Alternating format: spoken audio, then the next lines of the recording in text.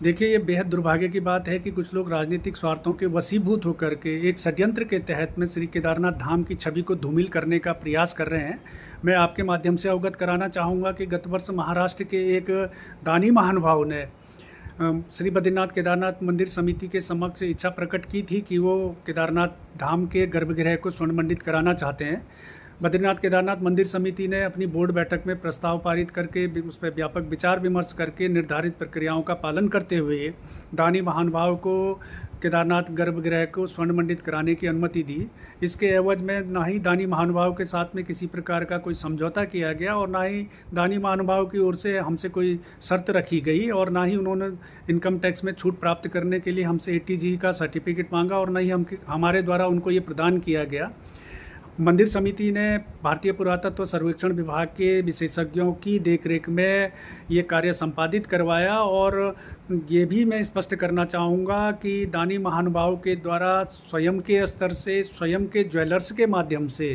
ये कार्य संपादित कराया गया और इससे पूर्व वर्ष 2005 में इन्हीं दानी महानुभाव ने श्री बद्रीनाथ धाम के गर्भगृह को भी स्वर्णमंडित कराया था और इन्हीं ज्वेलर्स के माध्यम से उन्होंने ये कार्य संपादित कराया था। दानी महानुभाव की जो निश्चल और निस्वार्थ भावना थी, पावन भावना थी कि केदारनाथ धाम के गर्भगृह को स्वर्णमंडित कराने की और इसके एवज में उनके द्वारा मंदिर समिति से किसी प्रकार का कोई लाभ भी प्राप्त नहीं किया गया, ना ही उनके द्वारा अपने नाम की अपेक्षा प्राप्त की गई। लेकिन दुर्भाग्य की बात है, इस सब के बावजूद कुछ लोगों द्वारा दानी महानुभाव की मंशा पर सवाल उठाया गया कि सोने की जगह पीतल की परतें लगाई गई हैं। तो ये स्वाभाविक रूप से बहुत ही दुर्भाग्य की बात है और इससे जो अन्य दानी महानुभाव भी हैं जो केदारनाथ बद्रीनाथ धाम में हमारे तमाम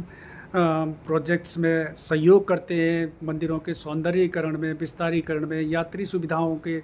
विकास में जो दानी महानुभाव हमको सहयोग करते हैं, उनकी भावनाओं को भी ठेस पहुंची है। और मैं कांग्रेस के मित्रों से, समाजवादी पार्टी के अखिलेश यादव जी से ये भी पूछना चाहूँगा कि क्या उन्होंने आज तक कभी देश में जो मस्जिदें हैं, जो अवैध मदरसे हैं, उनको कहाँ से दान प्राप्त हो रहा है, किन स्रोतों से दान प्राप्त हो रहा है, क्या उन्होंने कभी इसकी इंक्वायरी करी या कभी उन्होंने इस पर सवाल उठाए। कांग्रेस ने हमेशा से हिंदू विरोधी मानसिकता का परिचय दिया है, उसने हिंदुओं की धार्मिक भावनाओं के साथ में खिलवाड़ किया है, हिंदुओं के जो मान बिंदु है, संस्कृति है, उसके साथ में उन्होंने छेड़छाड़ की प्रयास किया है और हिंदू धार्मिक स्थल हैं उनके गरिमा के साथ में ठेस पहुंचाने का उन्होंने प्रयास किया है। और ये इसी क्रम में अब ये केदारनाथ धाम में, क्योंकि आप जानते हैं कि गत वर्षों से केदारनाथ धाम का में देश विदेश से बड़ी भारी संख्या में श्रद्धालु पहुंच रहे हैं, नए रिकॉर्ड केदारनाथ धाम की यात्रा का बन रहा है। इससे विचलित होकर के वो यात्रा व्यवस्थाओं में खलल डालने के लिए, धाम को की गरिमा को ठेस पहुंचाने के लिए, उसको बदनामी करने